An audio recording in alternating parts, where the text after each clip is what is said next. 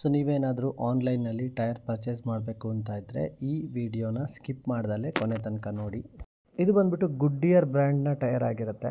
Outside ಮಾರ್ಕೆಟಲ್ಲಿ ಸ್ವಲ್ಪ ಕಾಸ್ಟ್ಲಿನೇ ಹೇಳಿದ್ರು, ಬಟ್ ನಾನು ಆನ್ಲೈನಲ್ಲಿ ಸೇಮ್ ಮಾಡೆಲ್ ಸೇಮ್ ವೇರಿಯಂಟ್ನ ನಾನು ಪರ್ಚೇಸ್ ಮಾಡಿದ್ದು.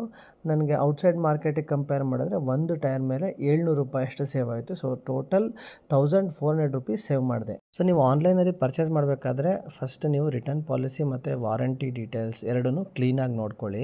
So most of the times Flipkart ಮತ್ತು ಅಮೆಝಾನಲ್ಲಿ ಏನೇ ಇಶ್ಯೂ ಇದ್ರೂ ಪ್ರಾಡಕ್ಟ್ ರಿಟರ್ನ್ ಮಾಡಬಹುದು. ಮೋಸ್ಟ್ ಆಫ್ ದ ಕೇಸಸ್ಸಲ್ಲಿ ಲೈಕ್ ಅಮೆಝಾನ್ ಆಗಿರ್ಬೋದು ಅಥವಾ ಫ್ಲಿಪ್ಕಾರ್ಟ್ ಆಗಿರ್ಬೋದು, ಪ್ರಾಡಕ್ಟ್ ಇದೇ ಥರನೇ ಓಪನ್ ಆಗಿ ಬರುತ್ತೆ.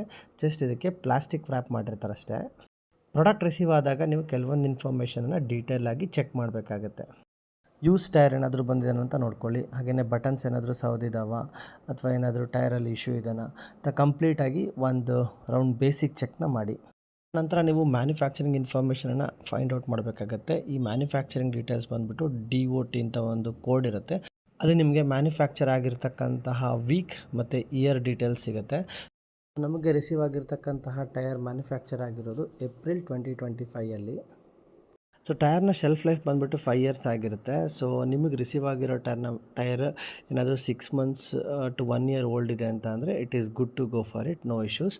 ಸಪೋಸ್ ನಿಮ್ಮ ಟೈರ್ ಮ್ಯಾನುಫ್ಯಾಕ್ಚರ್ ಆಗಿ 2 ಇಯರ್ಸ್ ಆಗಿದೆ ಅಂತ ಅಂದರೆ ಯೋಚನೆ ಮಾಡಿ, like if you are getting a huge discount then it's okay, otherwise return ಮಾಡಿಬಿಡಿ.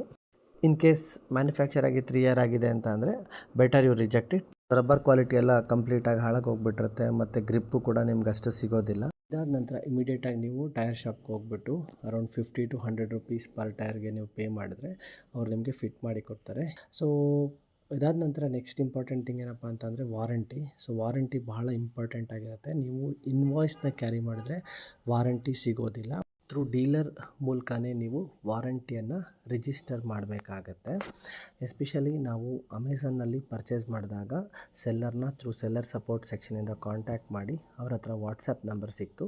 ಅವರಿಗೆ ನಾವು ಟೈರ್ ಫಿಟ್ಮೆಂಟ್ ಆಗಿರ್ತಕ್ಕಂತಹ ಫೋಟೋ ಮತ್ತು ಓಡೋಮೀಟರ್ ರೀಡಿಂಗ್, ಟೈರ್ನ ಸೀರಿಯಲ್ ನಂಬರ್, ಹೀಗೆ ಕೆಲವೊಂದು ಬೇಸಿಕ್ ಡೀಟೇಲ್ಸನ್ನು ಅವರಿಗೆ ವಾಟ್ಸಪ್ಪಲ್ಲಿ ಶೇರ್ ಮಾಡಿದಾಗ ಅವ್ರು ನಮಗೆ ಆನ್ಲೈನಲ್ಲಿ ವಾರಂಟಿಯನ್ನು ರಿಜಿಸ್ಟರ್ ಮಾಡಿಕೊಟ್ರು. ಸೊ ನೀವು ಪ್ರಾಡಕ್ಟ್ನ ಅಮೆಝಾನಲ್ಲಾದರೂ ಪರ್ಚೇಸ್ ಮಾಡಿ ಅಥವಾ ಫ್ಲಿಪ್ಕಾರ್ಟ್ನಲ್ಲಾದರೂ ಪರ್ಚೇಸ್ ಮಾಡಿ, ಆ ವಾರಂಟಿನ ನೀವು ಥ್ರೂ ಡೀಲರ್ ಮೂಲಕನೇ ರಿಜಿಸ್ಟರ್ ಮಾಡಬೇಕಾಗತ್ತೆ. ಇನ್ವಾಯ್ಸ್ನ ಕ್ಯಾರಿ ಮಾಡಿದ್ರೆ ವಾರಂಟಿ ಅಪ್ಲೈ ಆಗೋದಿಲ್ಲ. ಇನ್ ಕೇಸ್ ಸೆಲ್ಲರ್ ಏನಾದರೂ ಡಿನೇ ಮಾಡಿದ್ರು ಅಥವಾ ಸರಿಯಾಗಿ ರೆಸ್ಪಾಂಡ್ ಮಾಡ್ತಿಲ್ಲ ಅಂತ ಅಂದರೆ ಕಸ್ಟಮರ್ ಕೇರ್ಗೆ ರಿಪೋರ್ಟ್ ಮಾಡಿಬಿಡಿ ಇಮಿಡಿಯೇಟಾಗಿ. So within return window you can take a call. I hope ಈ ವಿಡಿಯೋಲ್ಲಿ ನಾನು ಕೊಟ್ಟಿರ್ತಕ್ಕಂಥ ಇನ್ಫಾರ್ಮೇಷನ್ ಯೂಸ್ಫುಲ್ ಆಗಿದೆ ಅಂತ ಅಂದ್ಕೊತೀನಿ. Thanks for watching.